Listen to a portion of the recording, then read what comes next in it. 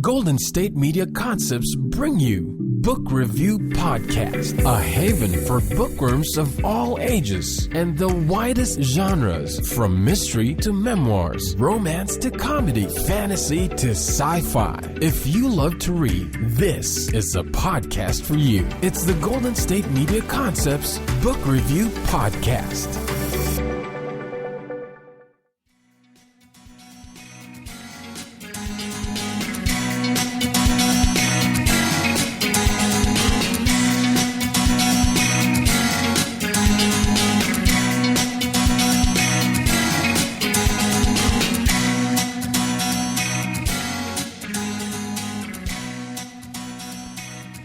Hello and welcome to the GSMC Book Review Podcast, brought to you by the GSMC Podcast Network. My name is Sarah, and I am happy to be with you here on the cusp of the weekend. Hope you have some fun plans for the weekend, and even if you don't have a lot of fun plans for the weekend, I still hope you find time for some relaxation or rest or, reading, of course. I'm always going to wish you reading. I am trying to think if I have plans for the weekend, and reading, definitely reading, probably housework, hopefully not yard work after last weekend. You can still hear I'm still completely congested from allergies, so I apologize that I sound like I need to clear my throat. Trust me, it doesn't help. I do it every 5 seconds or so, it feels like, and it doesn't help, so very scratchy, and I apologize for that. But we aren't here to talk about my scratchy throat. We're here to talk about some books. And I mentioned at the end of the last episode that I wanted to talk about some of the books that we've been reading in a book group that I am part of. Not a traditional book group in that we meet at someone's house, but it's online. We meet via Google Hangouts, which is kind of fun. We are spread, actually, they're right. The last conversation, there were 3 of us. We were all in various parts of California, but there is one member who's on the East Coast. So I can technically say we're spread out across the United States, although we weren't at this last discussion. And it is, it's called Reading Whole Countries. I'm not going to say it because this is a podcast where we do not swear. Even though you can use that word on television now, I'm not going to use it on the podcast. Thank you very much. And so we read books from countries that might not be, or authors. They're either set in, or the author comes from countries that might not be considered by some to be the best places in the world, hence the name, but we've read some really interesting stories and learned about different parts of the world. And I said I was going to talk about the last 2 books that we've talked about in our group, but I realized that I've already talked about The Brief and Wondrous Life of Oscar Wilde on another podcast. So clearly I can't remember what books I've talked about and what books I haven't talked about, but at least I remembered before I talked about it again. The most recent book that we read is called The 100 Wells of Salaga, and it is by Ayesha Harruna Attah. She is a Ghanaian author, grew up in Ghana, went to college in the States. Not sure where she lives now, but the book is based on true events. It is a story, according to the description, of courage, forgiveness, love, and freedom in pre-colonial Ghana, told through the eyes of 2 women born to vastly different fates. Amina lives an idyllic life until she is brutally separated from her home and forced on a journey that transforms her from a daydreamer into a resilient woman. Werche, the willful daughter of a chief, is desperate to play an important role in her father's court. These 2 women's lives converge as infighting among Werche's people threatens the region during the height of the slave trade at the end of the 19th century. Through the experiences of Amina and Werche, The 100 Wells of Salaga offers a remarkable view of slavery and how the scramble for Africa affected the lives of everyday people. So that is the description of the book, as I said. My first comment is that the title kind of throws me off, The 100 Wells of Salaga. They kind of talk about the 100 Wells of Salaga, but I didn't feel like it was that important to actually name the book after those 100 wells. Maybe I missed something. It happens quite a bit. We didn't actually talk about that in our discussion, so I should have brought it up and asked what the other women thought. Didn't make a whole lot of sense to me, but then, again, I could have missed something. The book for me was interesting from the point of history, to read about slavery from this perspective, as opposed to reading about it from often we read about it in an American history perspective. So this was from the perspective of Amina, who lives in Ghana, and she is taken into slavery by actually it's other Africans who took her village into slavery, killed a lot of people, took a lot of people into slavery, burned the village. And then she has twin sisters who are separated. One is taken with Amina, one is taken, they're told, to the Great Water. So it sounds like she went somewhere off the continent of Africa, although we never really find out what happens to her. Eventually, Amina and her other sister are separated. So Amina is sold to, first she is sold to an African man, a farmer, if I'm remembering correctly. Things go a little crazy with that, and he sells her again. Eventually she ends up with Werche, who is the other woman in the book. Werche, as the description said, is the daughter of a princess. She's a princess. She's the daughter of a chief. She does not want to live a typical African woman's life, even as the daughter of a chief. She doesn't want to just be a wife and a mother. She wants to take on the roles that her brothers have. She wants to be able to go and hunt and fight wars and be involved in politics and do those things. She does eventually have an arranged marriage, which she is very unhappy in, and eventually leaves. And at that point, the story focuses more closely on Amina and Werche together. For the first part of the book, it focuses on them separately as their lives bring them to the places where they do come together. And then after Werche leaves, her husband takes her young son, and she and Amina move somewhere else. Then it kind of focuses more on them. One of my major issues with the book, and I didn't hate the book, which kind of sounds like I'm damning with faint praise. I didn't hate the book, but I really didn't love the book. I felt like there were so many things in the book, so many characters, so many plot lines that just didn't feel like they went anywhere. There were characters that I wanted to know more about. There is a woman in the book whose name is Jaji. She is a Muslim teacher. She is Werche's teacher for a while, and she plays an important role throughout the book in various ways. And we get to hear some of her story, but I found her really fascinating. I wanted to know more. One of the women in our group wanted to know more about Werche's husband, if not him as a character, how that relationship plays out in terms of traditional gender roles, and how both Werche and her husband, had to try to live into those gender roles that were forced upon them.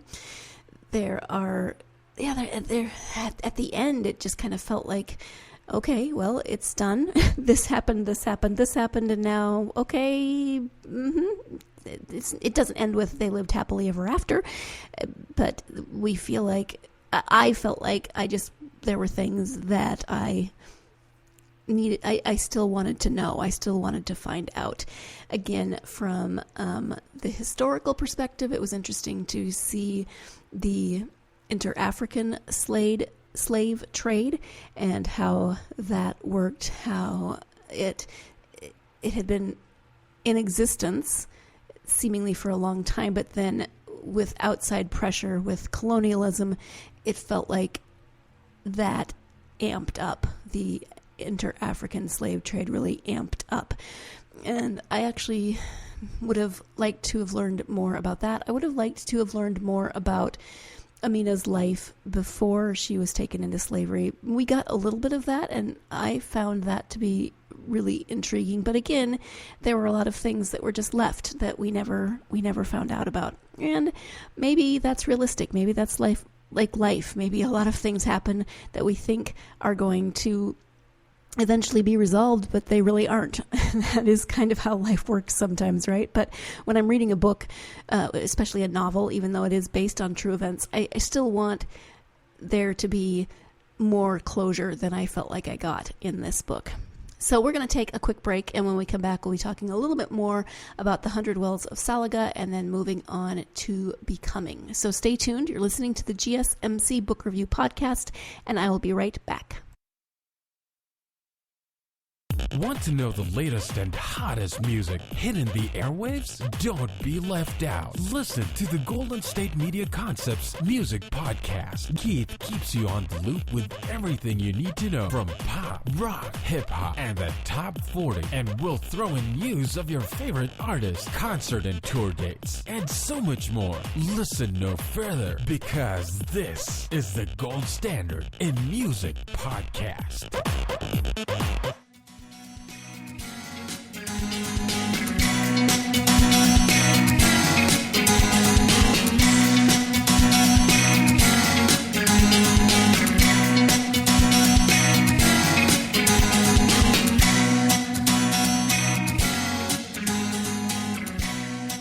Welcome back to the GSMC Book Review Podcast. I am speaking about The 100 Wells of Salaga by Ayesha Harruna Attah, and I thought I would give you a little bit more information on the author. This is according to her Amazon author page. Ayesha was born in Accra, which is in Ghana, and educated at Mount Holyoke College, Columbia University, and NYU, a 2015 Africa Center Artists in Residency Award laureate and Sakatar Fellow. She won the 2016 Miles Moreland Foundation Scholarship for Nonfiction. She currently lives in Senegal and loves making ice cream and staring at the ocean. This is not her debut novel. That book is called Harmattan Rain. It was nominated for the 2010 Commonwealth Writers' Prize, and Saturday's Shadows was shortlisted for the Kwani Manuscript Project in 2013. The 100 Wells of Salaga is being translated into Dutch, French, German, and Italian, which is pretty impressive. That's a good number of languages there. So I just wanted to tell you a little bit more about the author.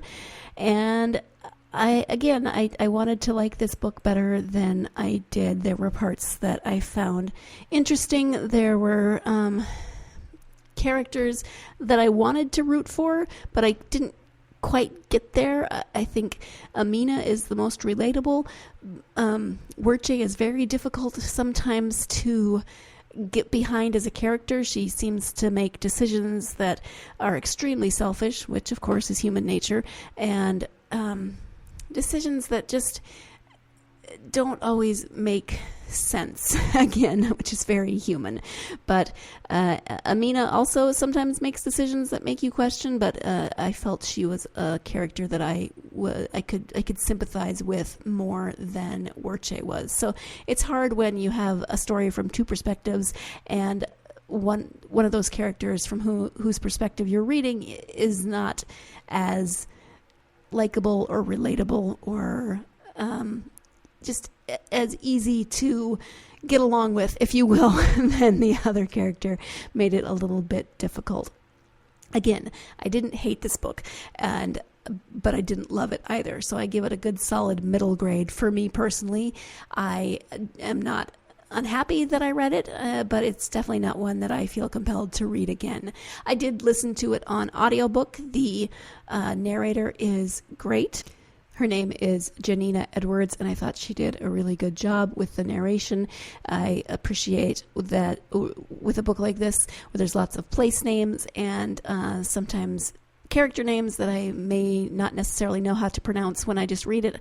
I like to listen to books like that and get the pronunciation from the narrator. I appreciate that. And again, it's always fun to just listen to someone read a book while I am doing things where I could not be reading. So I always appreciate a good audiobook, and I'm looking forward. We have not chosen our next book for this book group, but we are discussing it and might possibly do a young adult book. So we'll see. And I'm sure at some point you will be hearing from me about that book. Always exciting. Moving on to the second book in this episode, which has really nothing to do with the 100 Wells of Salaga. It's just that these are the two most recent books that I've listened to on audiobook that are not Maisie Dobbs, because I'm still on my Maisie Dobbs kick. I'm almost done. I have one book left that I have on my available to listen to, and then there is the most recent book that just came out in March. I still need to get that to listen to, and then I'm done. Well, I mean, I'm not done forever, hopefully, depending on when Jacqueline Winspear puts out another one. But okay, this isn't a Maisie Dobbs podcast. I'm just in a Maisie Dobbs phase right now, and it's hard for me to leave her to do other things. So again, the next book that I want to talk about is Becoming by Michele Obama. It's been out for a while, of course. It came out in November, but in November I was packing to move again, and then I had to wait for it to become available from the library, which took forever because it was a very, very long list of people who had this book on hold. I had it on hold in several different versions to see which one I would get first, and that took many months, and then I got it on audiobook first, so I was able to listen to it rather than read it. So I was excited when I finally got it and was able to listen to it. I have a great respect for Michele Obama from what I know of her, and I was interested to learn more about her. An interesting side note, when I was in high school, we had to do a senior paper that counted for both our English and history grades. I don't know how common this is. I've never really talked about it, I guess, with other high school students, and it's changed since I was in high school, at least for my nieces who went to the same school as I did. So you had to write a senior paper. It seemed huge at the time. It was not huge. I don't remember how many pages it was, but compared to college and grad school, it was nothing. But the topic that I chose was first ladies. I've always been fascinated by first ladies. It's kind of funny that I'm now married to a man who is fascinated by presidents, so we go along quite well together. Hopefully one day we'll have a female president and figure out what to call her spouse if she has one, and then maybe we can swap roles, and I'll be fascinated by presidents and he can be fascinated by first spouses. I don't know. But I have always been interested in first ladies. I took a trip that year to Washington, D.C. I was part of a group that did a mock Congress. We got to go to the Smithsonian. I was able to see the First Lady exhibit and was fascinated then. Bought a book, because I buy books everywhere I go, even as a high school student I did. And then when it came time to choose the topic for my senior paper, that's what I chose. Now, honestly, I cannot tell you a thing about that paper, except that I enjoyed, I don't think I enjoyed it. I didn't enjoy it. I stressed about it because I'm a perfectionist, I was then. Maybe I'm better now. I don't know. And I really don't remember much about it. I know I enjoyed the research part of it, learning about the first ladies. Pretty sure I probably talked about at least Martha Washington and Eleanor Roosevelt. Pretty sure, because I didn't do it. It wasn't a paper on every first lady ever. I just chose a few, and I'm pretty sure those were two of them. Cannot remember. All of this is to say I've had a long-standing history of fascination with first ladies.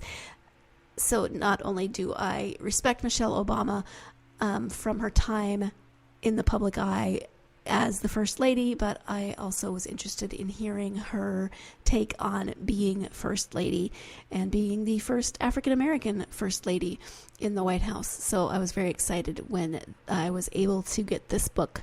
I'm going to go ahead and read you the description of the book. You probably already have an idea of what it is, but here it is. In a life filled with meaning and accomplishment, Michele Obama has emerged as one of the most iconic and compelling women of our era.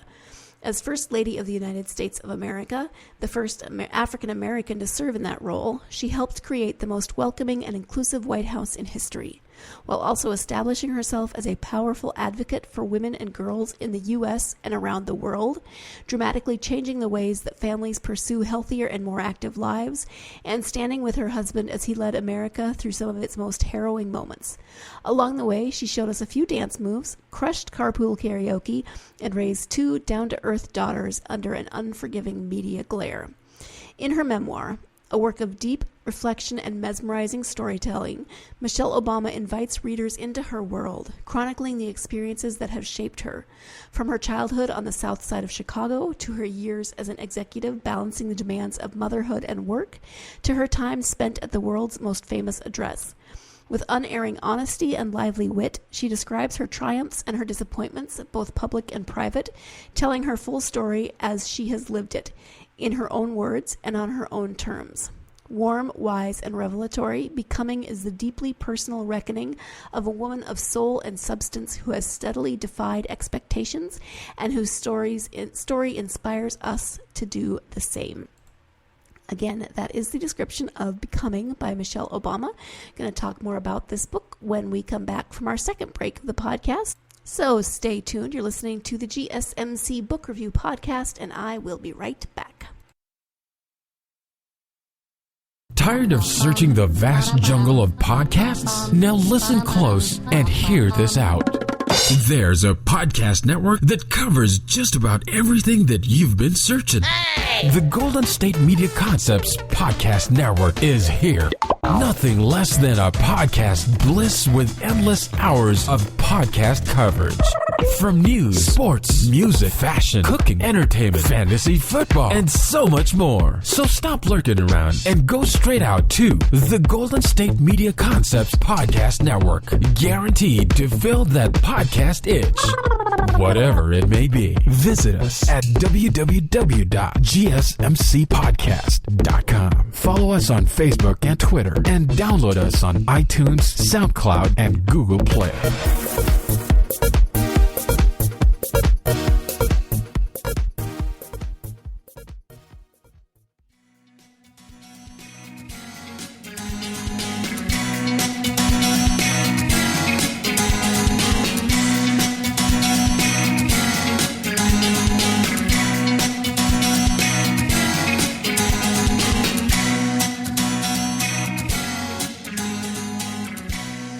Welcome back to the GSMC Book Review Podcast. I am speaking now about Michele Obama's memoir, Becoming.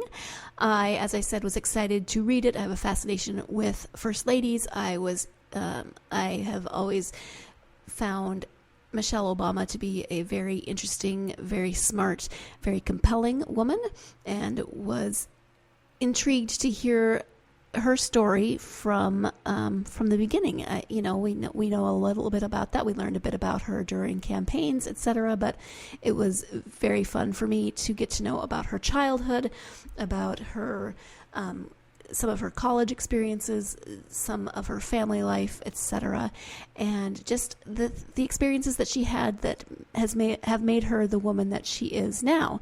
This, of course, is a memoir. If it were a full autobiography, I think it would be twice or triple the length that it is. So you don't get everything. And once she goes to college and law school, there's some big chunks of time that are skipped over. But again, it would have been a much, much longer book, and the gaps don't feel like you've missed too much. I mean, I'm sure there are stories in there that would have been interesting, but maybe not have fit into the overall arc of the story as a whole.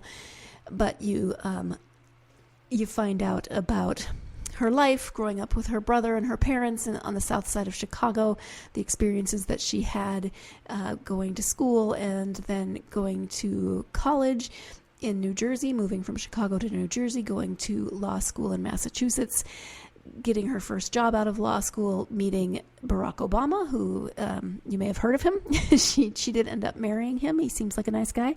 And but I did find her experiences and her story compelling because in many ways it is the story that a lot of women experience. It is the story of a woman who has ambitions and wants a career and has to figure out how to balance those ambitions with her family life, especially once her husband became a politician and was traveling a lot and was gone a lot, how to balance her own career, being a full-time mother, being a full-time wife, having a husband who is in the spotlight, figuring out how that works, trying to raise children. Okay, so I've moved on from where this is every woman's life, because many of us don't have those other pressures of a spouse in politics. But, how are you a working mother, and how are you a full-time mom, a full-time wife, a full-time employee, etc.? A lot of women have those experiences in trying to figure that out and trying to find a balance with your spouse and your kids and your mental health and all of those things. She writes with honesty and in a compelling way that makes it very easy to understand what she was going through, how she came through it, etc. I really enjoyed all of those stories leading up to her time in the White House, and then reading through the years in the White House, the 8 years that the Obamas were in the White House, was particularly fascinating because, of course, I lived those same years, and to see them from her perspective, as opposed to my perspective of just seeing things on the news and on the internet, etc., it was fun to kind of put those two sides of the same coin together to see how they experienced the things that we experienced only through other sources. Really interesting stories. And then I said her experiences are similar to a lot of women's experiences. For me, it was very helpful to read of her experiences as an African American woman in all of her locations and all of her places and experiences, from the south side of Chicago and going to schools that were more or less racially diverse, going to Princeton where things were not as racially diverse, and experiencing being one of the only Black people, let alone Black women, in a room. She talks a lot about her mentors, which I really appreciated. But it was also very helpful for me to learn about those experiences and hear her stories so that I can have a deeper understanding of what it is like to be a Black woman in this country. I can speak about what it's like to be a woman in this country, but I need to have those voices of what it's like to be a Black woman in this country, or a woman of color in this country, so that I can more fully understand those experiences and understand what people go through, so I can hopefully continue to, or hopefully be better at checking my privilege and understanding lots of different perspectives. I really appreciated her passion in talking about the projects that she took on in the White House. I don't think projects is a big enough word for the things that she took on in the White House, but working for the betterment of education for girls and women throughout the world, working on health initiatives, raising 2 daughters. And again, that was another part of the story that was fascinating for me, because you don't often get children in the White House. Some presidents have them, some presidents don't. Just kind of depends on the age they are when they go into the White House. So learning about that and trying to balance having children of one of the most recognized leaders in the world, and trying to keep them as grounded as possible, as out of the media as much as possible. I can't even imagine how to even begin to balance all of those things. And again, to hear her just speaking about them in matter-of-fact ways, and we screwed this up, we reworked this, we had to figure out a different way to do that, etc. She writes with warmth, with humor, with passion. And again, I did get the audiobook. That was the first one to come available in my multiple holds at the library. She does the audiobook herself, so you get to hear her words in her voice, which I really, really loved. I'm glad that was able to work out, because hearing her words read by someone else, it would have been fine, but I'm not sure it would have had the impact. If you haven't been able to tell from this review, I loved the book. Loved it, loved it, loved it. Can't recommend it enough if you like memoirs. Can't recommend it enough if you're a fan of Michelle Obama. Can't recommend it enough if you're a fan of First Ladies. It does give you a perspective on life in the White House, life in a role that isn't actually an official job of any kind, and yet there are so many expectations on the First Ladies. It's crazy, but you don't technically have a job. It's weird. They should just make that official. But loved it, and will probably read it or listen to it again because I know I missed things. I actually went to the library while I was listening to it. I went to the library to pick up something else that I had on hold, and right next to, because holds of course are in alphabetical order, so right next to my last name, somebody else had the book on hold, and so I got to pick it up and look and flip through all the pictures, which you don't get, of course, in an audiobook.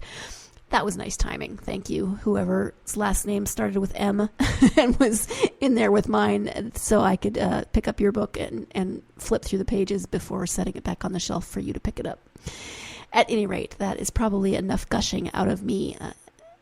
Thank you so much for joining me for this episode of the GSMC Book Review Podcast. Please join me again on Tuesday when I will be speaking with author Stanetta Anthony about her new children's book, A Home for Sally. This is a very sweet book about a dog named Sally, and that's all I'm going to tell you about it. But join me for that interview on Tuesday. In the meantime, have a wonderful weekend and find time to get yourself lost in a good book. You've been listening to the Golden State Media Concepts Book Review Podcast, part of the Golden State Media Concepts Podcast Network. You can find this show and others like it at www.gsmcpodcast.com. Download our podcast on iTunes, Stitcher, SoundCloud, and Google Play. Just type in GSMC to find all the shows from the Golden State Media Concepts Podcast Network, from movies to music, from sports to entertainment, and even weird news. You can also follow us on Twitter and on Facebook. Thank you, and we hope you have enjoyed today's program.